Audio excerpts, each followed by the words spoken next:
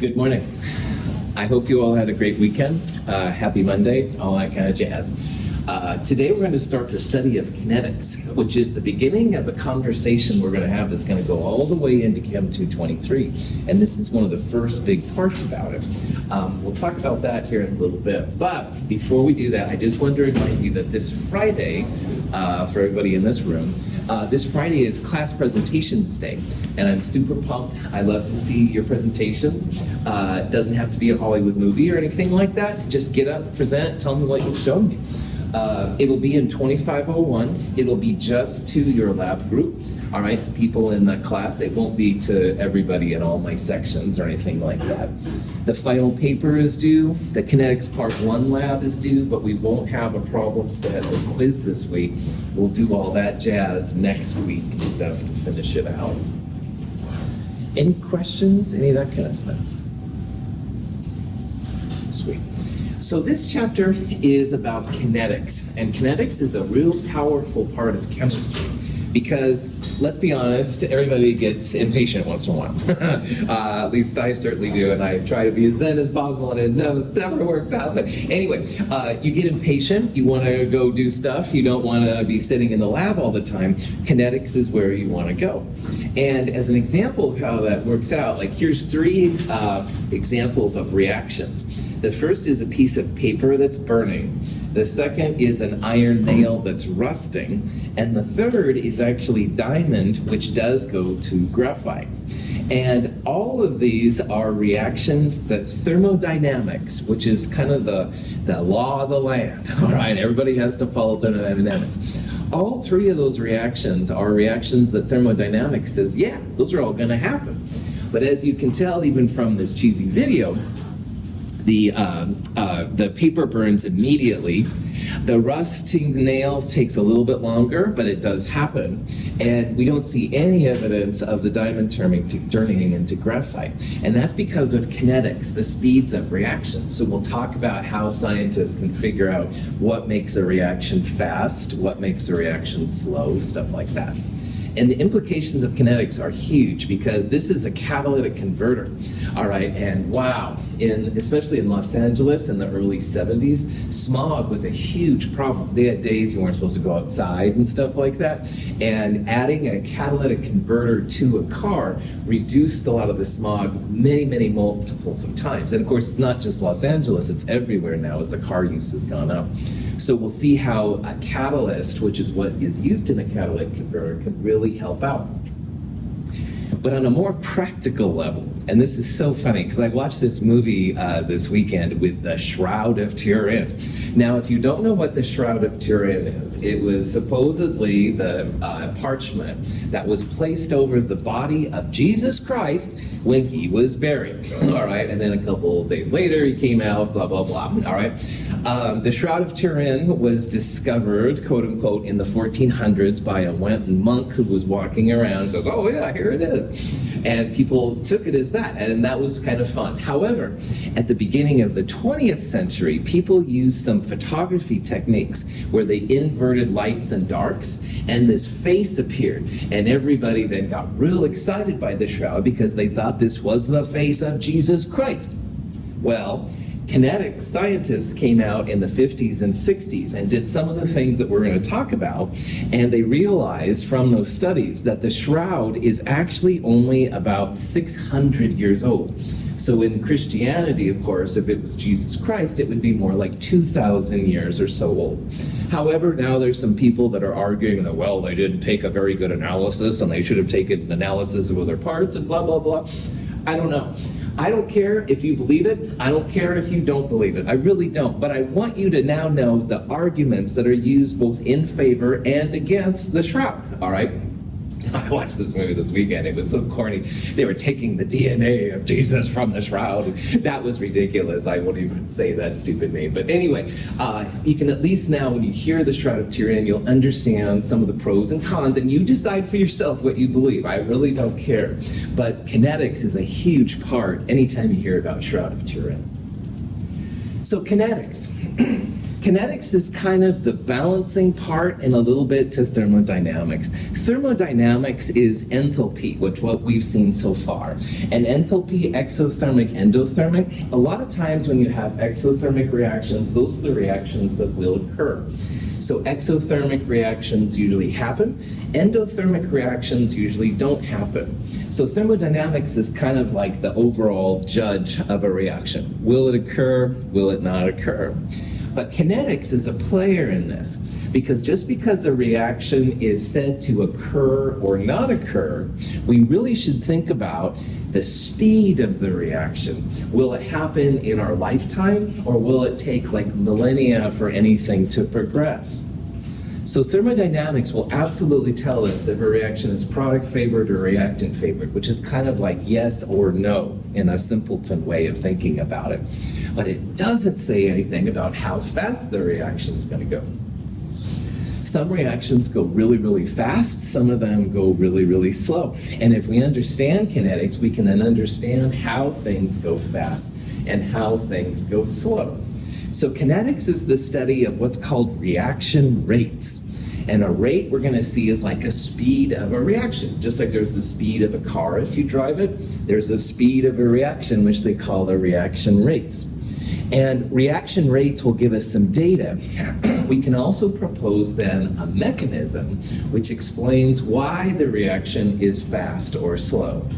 So it's really interesting. Reaction rates comes literally from experiment, but a mechanism is more of a theoretical construct that everybody has to think about and kind of provide. So we'll see how the mechanism and the rate helps us understand kinetics, which helps us understand if reactions are fast or slow.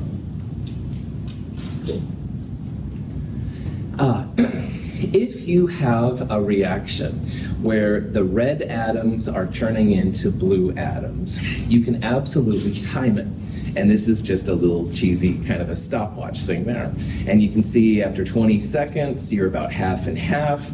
After about 40 seconds, you have a lot more of the blue B than you have the red A. So scientists look at data like this and they want to know how to describe the speed of a reaction. Like, should you have speed in terms of the reactant A disappearing? Should you have a speed in terms of the product appearing? And these are the kind of things that people worry about. Now, in a car, you just have one speed, all right? You push the accelerator, miles per hour or kilometers per hour, blah, blah, blah. You're good to go. But in chemistry, we have to think about, is it a reactant, how fast the reactant goes away, or how fast the product appears? And that's one of the things that makes science speeds, chemistry speeds, different than a car speed. The important part, though, is that the reactants are going down. All right, reactants by definition are being used up, and products by definition are appearing. So if you look at the change of the reactants, all right, the final reactant will be less than the initial reactant. So we start with 1 mole, we got 0.3 moles after 1 minute. Well, then the difference would be negative 0.7. It would go down, all right? On the other hand, the products, if you had 0 to begin with and you got 0.7 after a minute, that would be increasing. So see, there's definitely things to think about in terms of signs. Reactants generally are negative numbers when they're talked about in terms of rate, and products are generally positive. And that's confusing because maybe Clifford is studying the reactants going away, and I'm studying the products appearing. And initially, our times wouldn't make any sense. So this thing right here, which is a little bit weird, is a way to discuss how scientists think about the speed of a reaction. And I want you to know 2 things about this. First of all, the reaction is N2O4 going to NO2, all right? And there's 1 of these breaking down to 2 of these. This is a way that scientists can describe the speed or rate of the reaction for a reactant or a product. Notice how the reactant has a negative sign in front of it, and the product, NO2, has a positive sign in front of it. When you're talking about a speed of a reaction, if it's a reactant, you got to put a negative in front of it, and the products get a positive. Now, why we put the negative there is the N2O4's concentration is always going down.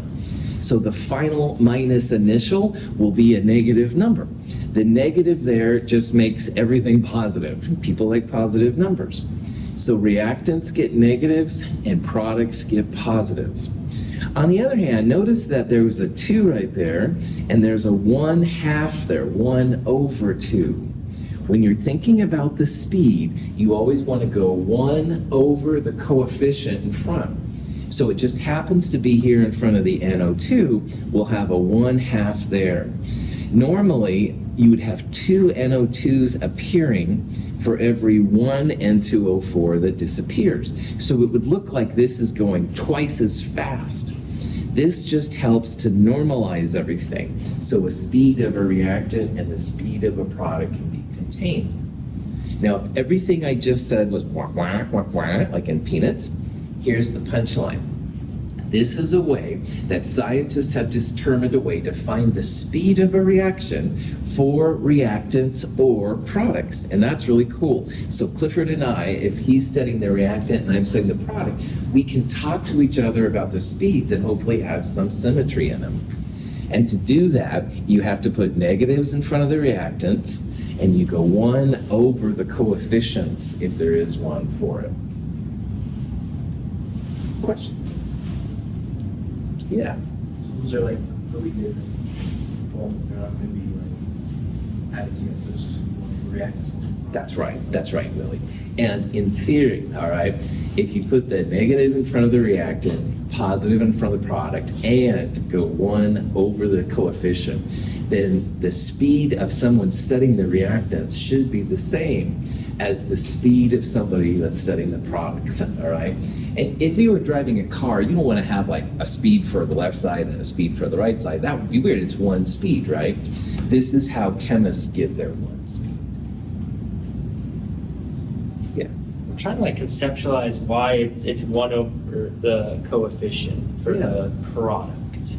And if you can't explain it, it's fine. I'll just be like, I'll do that. But Well, let's say we had 2 moles of N2O4 to begin with, and after a minute, it went down to 1 mole.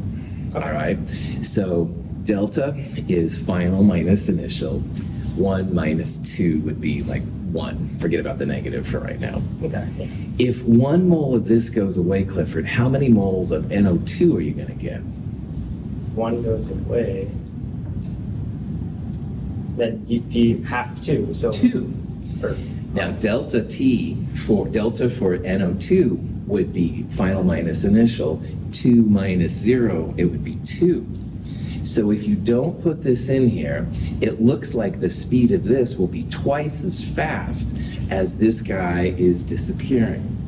So by putting this 1 over the stoichiometry, the 2 over 2 minus 0, 2, 2 divided by 2 will give you the 1, which is the number you had for right there. It's a math trick, all right? You don't have to get real worried about it, but it does make the speeds come out to be the same, which is what scientists want. Because literally sometimes people will study this disappearing and they'll have a speed. Then other people will study this appearing and they'll have a speed which looks different. But if you do these steps, same speed.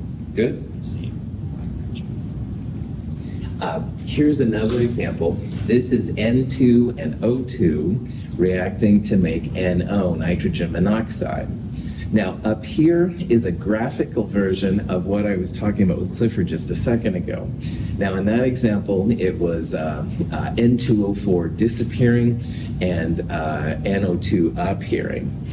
This is the reactants, the N2 and the O2. And again, by definition, the N2 and O2 is going down, all right? So they're decreasing. And the product, NO here, is appearing. And you can probably kind of see here that in this amount of time, there's a lot more NO appearing. Like this is a pretty big number relative to the N2 and O2 disappearing. So if you want to normalize everything, and that's what scientists do, get one speed for one reaction, all the reactants get a negative in front of them, but the products you would just leave alone. They'd have a positive sign. And if you have something other than 1 for the coefficient, like the 2 right there, then you go 1 over 2 right there. These actually show that what the values you could put in, all right? So final minus initial for N2, and final minus initial for O2. Delta, again, final minus initial, like we've seen before. So this would be the final time minus the initial time. Most of the time, these rates will be in molarity per second, all right, or in this case, microsecond, I guess. Some kind of moles per liter divided by some kind of time. So here's an example of some bleach being added to a blue dye. Now, just like if you ever use bleach at home, bleach is really good about taking out colors. And this is something that can be studied and stuff. The bleach oxidizes the blue dye, so it's no longer blue. So this is going to be a study of the amount of the blue dye versus time. And you can see that at time 0, you started with this much blue. And the bleach starts doing its job, so the blue dye concentration decreases. And you can find out how fast it is, what the rate is. Pouring bleach into a beaker of water in blue food dye converts the dye molecules into a colorless form. The timer indicates the progression of the reaction. If we plot the concentration of dye molecules at various times over the course of the reaction, we can determine the rate of the reaction. So the dye is a reactant. So we're going to put a negative in front of it, so the overall speeds will be positive. This, by the way, the answer is the speed of a reaction. Woohoo! 1.40 times 10 to the minus 6 molar per minute. It doesn't sound as cool as, like 70 miles per hour or whatever on the freeway, but it is like a chemical reaction speed. Now, how they got this number? Delta final minus initial. Delta final minus initial. So they took 1 minus 0 minute. So 1 and 0, they went up here to that number, and they went up there to that number. So the bottom is easy, final minus initial, 1 minus 0. The top part, they thought that if this number here was 2.0, which, that's not what I would consider a very good thing, but whatever, that's fine. 3.40 I can absolutely buy. Not totally sure about the 2.0, but that's what they measured anyway. So this is final minus initial. And notice, like Clifford asked earlier, 2 minus 3.40 initially would give a negative number. That's why we put the negatives there. So the negative just makes the overall speed positive. And so this number is the speed of the reaction. It's how many moles per liter are being used per minute.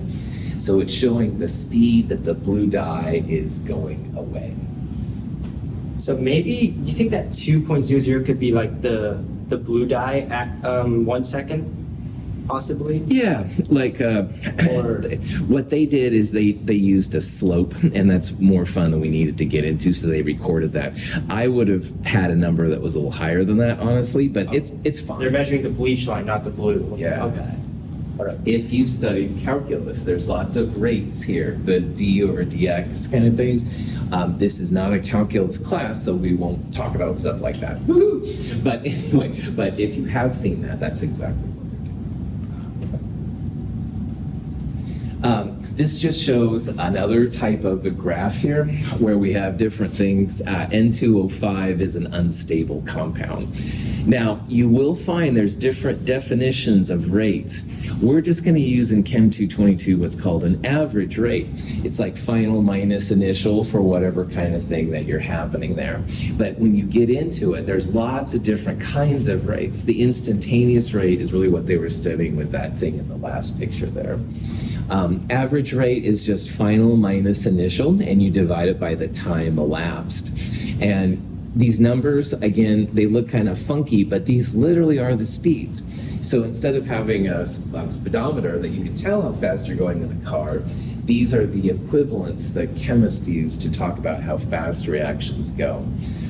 The units of time are often seconds, but these are minutes, all right? We saw one that was a microsecond.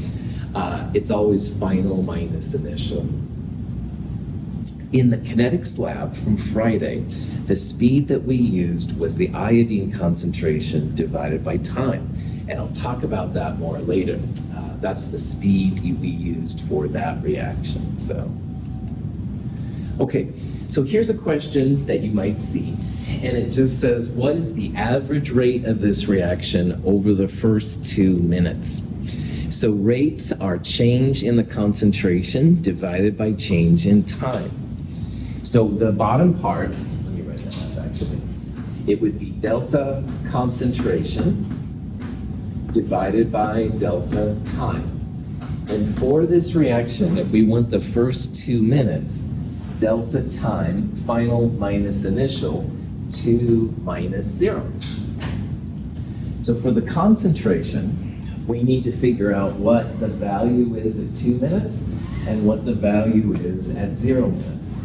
Now to me, this looks like it's about 1.7. It looks to me like that's about 3.40. All right, and you might have different values, which is totally fine. But let's assume it's about 1.70 minus 3.40, all right? And the speeds are, yeah, just that. Now, notice that 1.7 minus 3.4 would give us a negative number. So we need to put the negative right there. The negative will make that negative number become a positive number, which is how people usually do things. So again, depending on what, it looks like that's what I used right here. So in this value, 1.7 minus 3.4 would be a negative number, but make it positive because all reactants get a negative in front of them.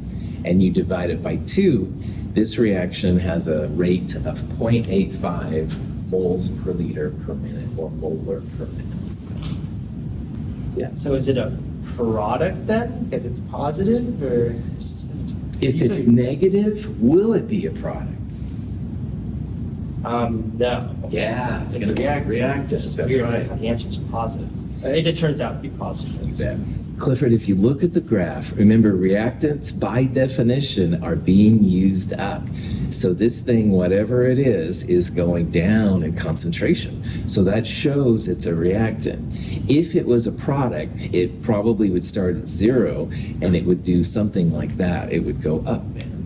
So the graph will also tell you what's happening. All right. Great question. Yeah, well, So why do they keep it a positive rate? people, I really believe psychologically like positive numbers better. There's honestly no reason. They could have put a negative in front of the product and made everything negative. That's just my personal philosophy. I don't know if that's real, but that's the definition that scientists are using. Great question. Now, there's lots of things that affect the speed or the rate of a reaction, all right? How much of a chemical you have will make it go faster or slower. Believe it or not, the surface area that the chemical can be exposed to the reaction does make a big difference, and I'll show you an example of that. We're going to spend a lot of time later in this chapter talking about the temperature and how it affects the rate. In this chapter, our first section will basically be independent of temperature, and then later on we'll talk about how temperature affects things. And then finally, a catalyst is just a chemical that makes a reaction go faster, but it's not used up itself. We've seen catalysts in this class before. In Chem 221, we used manganese 4 oxide to make a KClO3 reaction react faster. At the end of that reaction, in theory, we could have collected the MnO2 and used it up again. Catalysts are really helpful, not only in industrial applications, but also in our bodies. Those of you in biology, anything with an ASE ending is basically a biological catalyst. So we'll talk more about catalysts and stuff here in a little bit, but pretty cool kind of things. Test tubes is hydrochloric acid. On the left is a 0.3 molar solution, and on the right is a 6 molar solution. If we place a strip of magnesium metal in the 0.3 molar solution, the metal begins to react slowly.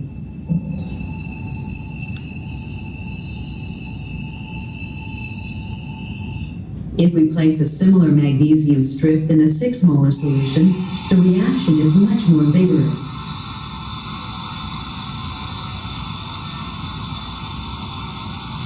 Within moments, the reaction is complete. Meanwhile, most of the magnesium in the 0.3 molar solution is still in solid form. This reaction is magnesium metal reacting with hydrochloric acid, and it makes magnesium chloride, and the gas is hydrogen gas, so no smoking in the lab. But anyway, the important part here is not that. This shows the same x-axis, the same number of seconds. And you can see with the 6 molar, you can't even really tell. It's like so fast reacting, it goes to basically 0 really, really fast. On the other hand, if you use a more dilute concentration of HCl, the reaction is a lot slower. So having a different concentration will affect your stuff really fast. Sometimes people say if a little is good, a lot is better. Well, maybe. It certainly will make it faster, and there's implications, as we'll see, for having a little extra stuff coming up. On the plate is a pile of lycopodium powder. If we aim a flame at it, not much happens. If, however, we take some of the lycopodium and then spray it into a flame, the combustion reaction is explosive. The more surface area of the lycopodium particles that is exposed to oxygen, the faster the reaction. This lycopodium stuff is apparently from some kind of mushroom, moss, I don't know. Everything I studied is dead, so I don't know anything about this. But it is kind of cool because if you have it concentrated, put the Bunsen burner right on it, nothing really much happens. But when you spray it through a Bunsen burner, it's kind of cool. And the rationale for it is that the lycopodium powder is separated into really small particles. So there's more surface area to react, it's able to react.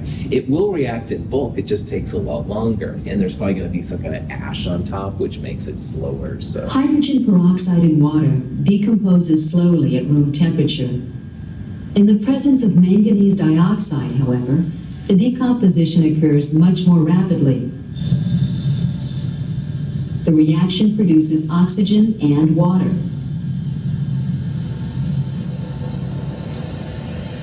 The manganese dioxide is not consumed or otherwise altered by the reaction. It serves only as a catalyst and makes the reaction occur more rapidly.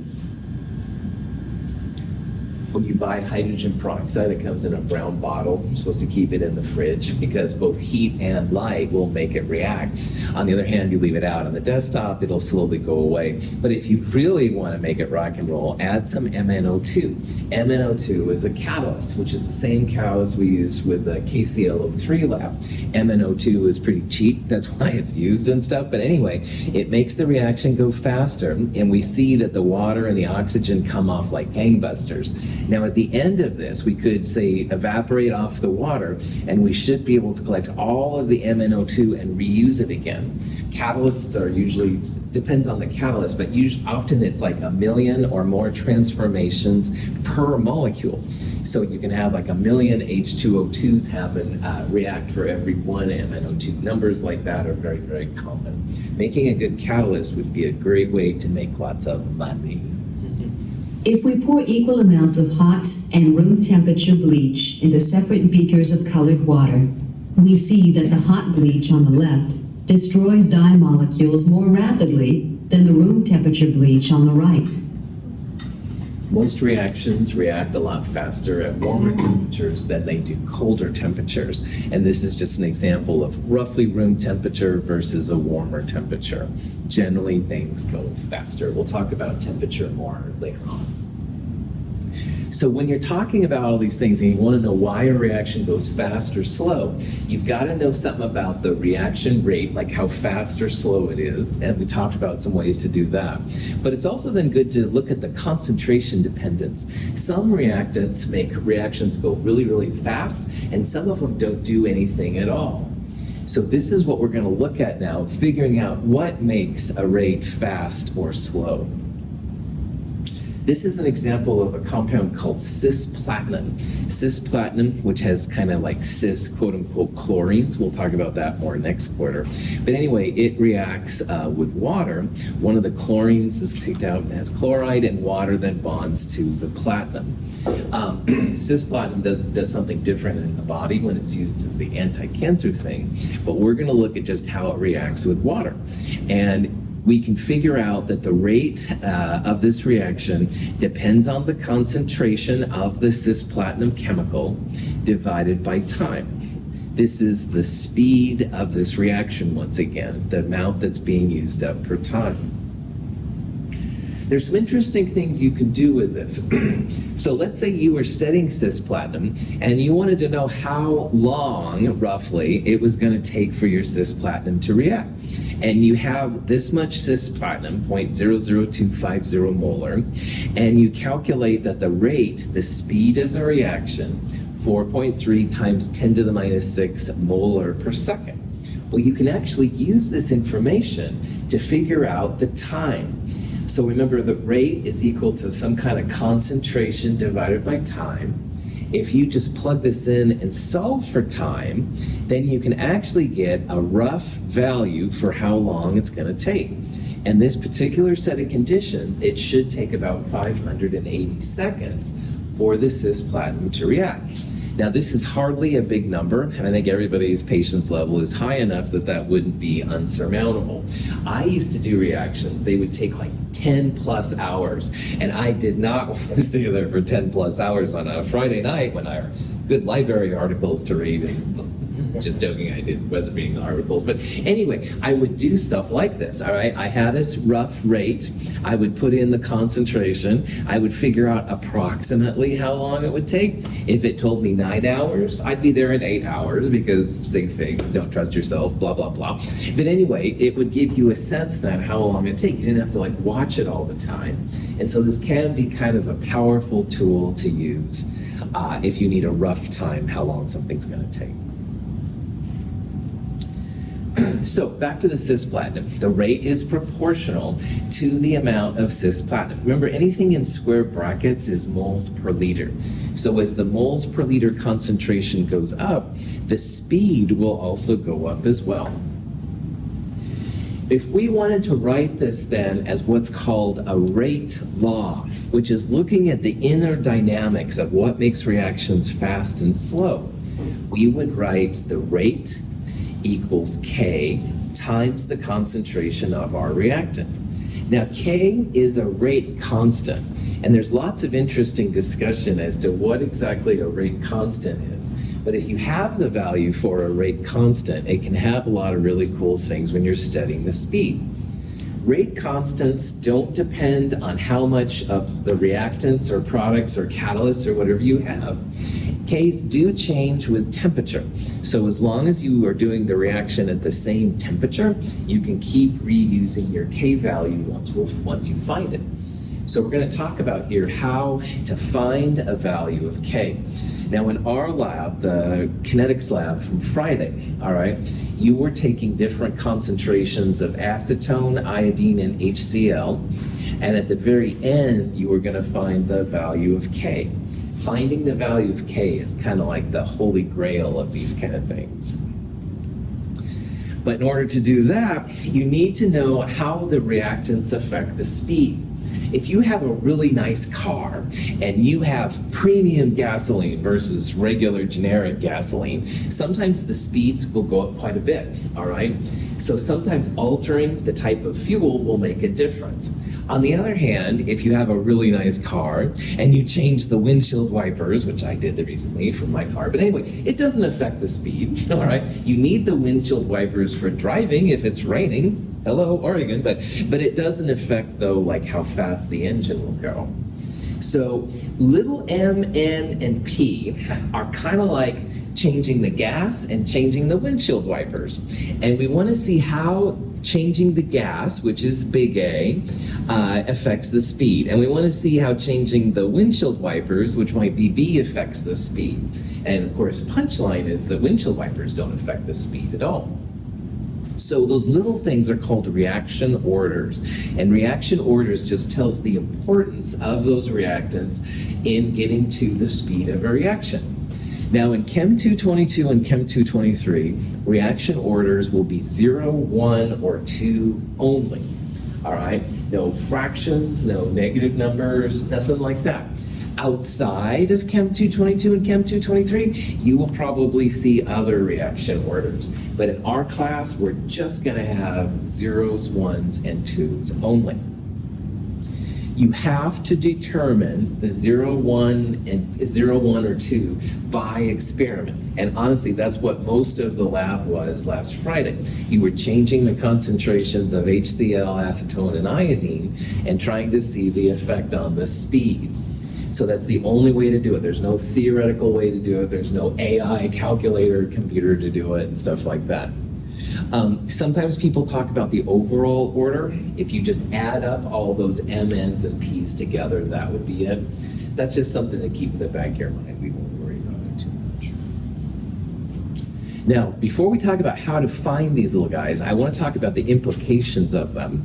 So let's say we have a reaction where the speed of this chemical A reacting equals some kind of K, which is just a constant, and A to some M power. Let's pretend here for a second that A is a first order reactant. If we double A, we go from 1 molar to 2 molar, and M is just 1, we can make a prediction then what the effect on the speed will be. In math, what is 2 to the first power? 2, right on. So you double something, the speed goes up by 2. If you triple a first order reactant, the speed goes up by 3 times. If you cut the speed down, if you cut the reactant concentration to half, so you went from 1 moles per liter to half a mole per liter, your speed or rate will go down by 1/2. So first order reactants, which are by far the most common, if you double the concentration, your speed is double. If you take it down to 1/4 of the concentration, your speed goes down to 1/4 of what it was. Most of the time, we'll see first order reactants. But there are also, in chemistry, second order reactants, especially organic chemistry. Now, the way to think about those, second order just means you're going to have a superscript 2.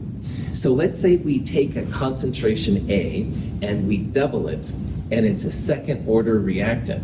Well, what is 2 to the second power? 4. So you double the concentration, your speed goes gangbusters, up by 4 times. If you triple the concentration, 3 squared goes up by 9 times. So you just make small adjustments to the concentration and your speed just goes crazy. On the other hand, you say, oh, I've only got half a mole, I'll put it down to half. Well, 1/2 squared is 1/4. Your speed goes down really, really slow. So second order reactants, which do happen, will affect your speed in a big time way.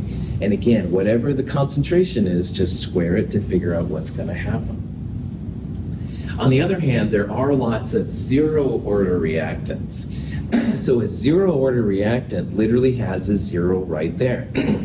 What would, if we doubled A, that would be like 2 to the 0. And what is in math 2 to the 0? 1. Anything to the 0 power is 1. So you double it, rate is 1. 10 times the concentration, 10 to the 0, 1. You cut it in half, same thing. Zero order reactants don't affect the speed, okay? So going back to my example with gasoline and windshield wipers, all right, I would suspect that gasoline's probably a first order reactant. If you have a better gas, it probably will make your car go faster. It probably wouldn't be second order, that's pretty rare. On the other hand, windshield wipers would be 0 order. They don't affect how fast. They're still important for the car, all right? Gotta have them, especially in Oregon, but they don't affect how fast your car is gonna go. Okay. So this is an example of the compound ethanol, which is an aldehyde, and it will break down into methane and carbon monoxide. So some people took some different studies here, and where they did, and they changed the concentration of the ethanol. So in 0.10 moles per liter ethanol, they found that it disappeared, i.e. had a rate of 0.020 moles per liter per second. So this is the concentration, and this is the rate. Again, the goal here is we're trying to find out what this little x is, and for us it's going to be 0, 1, or 2.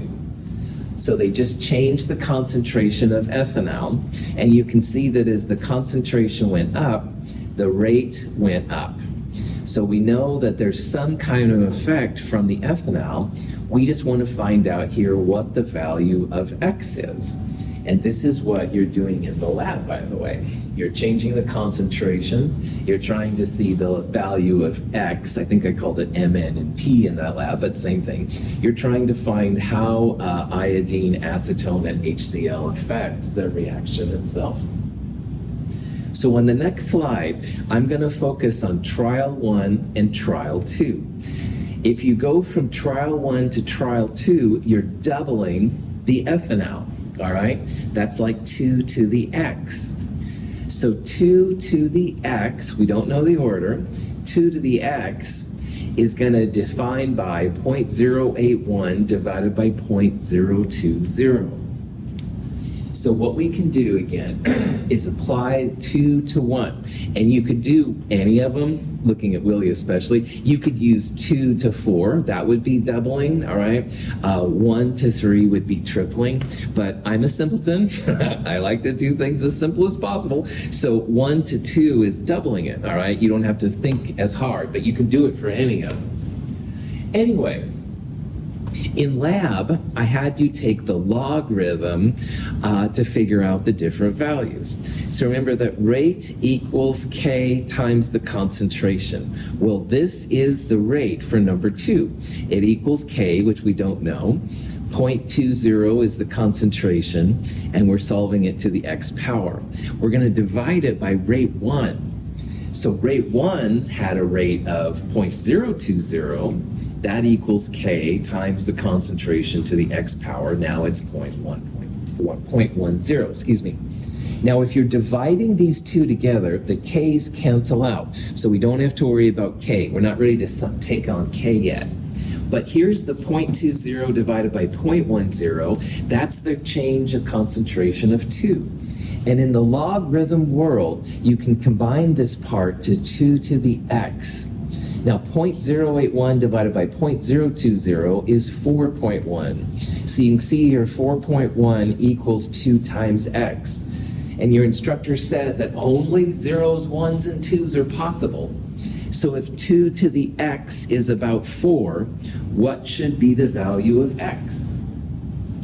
2, right on. Again, I'm only letting you use 0, 1s, and 2s. So 2 to the 0, you'd have a 1 right there. 2 to the 1, you'd have a 2 right there. We don't see either one of those. It's a number closer to 4. So the only one that makes sense here would be 2 squared, which is about 4. Now, if you don't believe me, and I totally understand. Don't trust anyone over 40, and not that I'm over 40, but anyway, you can totally do the logarithm thing, like that's what we did in lab, all right? Log of both sides equals log 2 to the X. In the logarithm world, which I don't even understand what a log is, I'll be honest, you can take that little X and put it in the front. That's why scientists like it. So when you're solving for superscripts, they're really awesome, all right? So X equals log 4.1 divided by log 2.0. That's where the 2 comes from. Yes, you can use natural logs at this particular juncture if you'd rather. Somehow, you've got to figure out that X is 2 here. So we would say at the end of the slide that the ethanol decomposition, this thing breaking down, it's a second order reactant, all right? That little X, that annoying little X right there is going to be 2. Okay. So here's an example. Nitrogen monoxide reacts with hydrogen gas to make N2 and water and blah, blah, blah. And it says the reaction order is second order in NO and third order overall. And the question is, what's the rate law for this reaction? Well, if it's second order in NO, we had better have a 2, a superscript 2 by the NO. So A and B are out because those have an invisible 1, which would be like first order. That's not going to happen. If it's third order overall, it means that the X value by the NO and the Y value for the H2, those numbers have to equal 3. So 3 equals 2 plus whatever the order is for H2. that has to be first order then. 2 plus 1 is 3. So this is going to be first order for H2, second order for N2, and 2 plus 1 would be third order overall.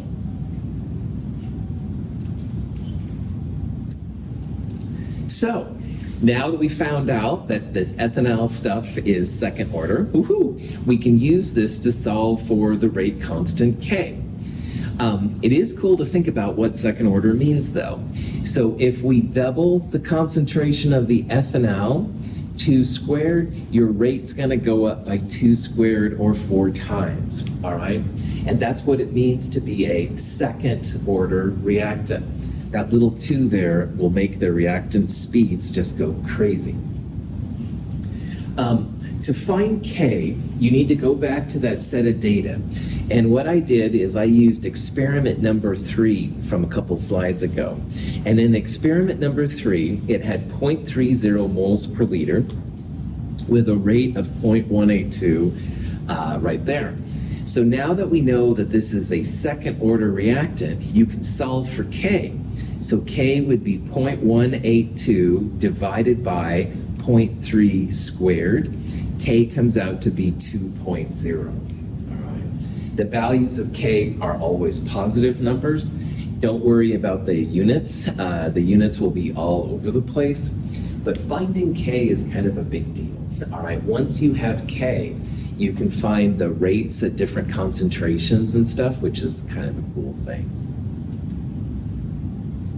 This is the power of math, people! Come on! All right, Star Trek Discovery, yes, I kind of nerded out. The power of math. Anyway, what's really cool is that once you have K, then you can have any concentration of ethanol, figure out how fast it's going to decompose. Blah, blah, blah. All right, you don't need to like Star Trek to do so. We need to know the concentration of reactant as a function of time. Helps people understand how much of the bad stuff is in the water. Helps us understand pharmaceuticals running through our bodies. These kind of things. There's lots of uses for it. Now, most reactions are first order reactions. Everything in radioactivity, which we'll study in a little bit, is first order. Everything in biology is first order. It's just chemistry sometimes has some second order things. So first order is used a lot, all right? And if you go through the math, if you have a first order reactant for R, you can write this as rate equals K times R. Now, if it's a reactant, we need a negative sign right there. And the change in rate divided by change in time is what we were doing. So believe it or not, people have taken this thing and applied some calculus to it. You integrate it, all right? And again, that's not the function of what we're doing here. But from this integration, you get this expression right here. Natural log equals R over R0 equals minus KT. And this is the most important reaction, I would argue, for this last section of stuff we're looking at. You can do so much with this. Now, you must use natural log, not the base 10 log LOG. You have to use natural log. But R over R0 is how much is left at time t. So if you started with 6 cans of pop and you had 3 cans left, 3 over 6 would be 1/2. All right, that's the kind of thing you do. And if you know K, you could figure out how long it would take you to get down to 3 cans of pop. Yes, I have done this when I used to drink a lot of Diet Coke in my dark fast. Just say no to NutraSweet, kids. But anyway, I still drink some, I'll be honest. But anyway, you can do these kind of things. You can figure out how fast the cookies will disappear once you make. These are really nerdy things to do with kinetics. However, the integrated first order rate law is this thing right here. And there's lots and lots and lots of uses for it. As an example, let's say that we're having some sucrose, a type of sugar, decompose, and the rate constant K is known, 0.21, the initial sucrose concentration, 0.010, and you're curious how long it's going to take to get down to 90% of that sucrose, down to 0.0010. So this is the R, this is the R0, how much you start with. This is the K. We just want to solve for the time in that integrated rate law. So in this case, natural log, how much is left divided by how much we started with equals minus kt. This is the rate constant k. We're after t. If you haven't done logarithms for a while, I recommend doing this problem. When you go natural log of that, you should get minus 2.30. You can solve for time. Time is 11 hours, all right? Make sure you know how to do this. If you haven't done logarithms that much, check this problem out. At the very end of the day, k and t are always positive numbers. So if you end up with a minus time, I'll think you're into Star Trek, which is kind of cool. However, that's not going to be appropriate here. Time for us is always a positive number. So. Questions? All right, this is a great place to stop. We'll take up more with the first order rate law on Wednesday. Have a great day.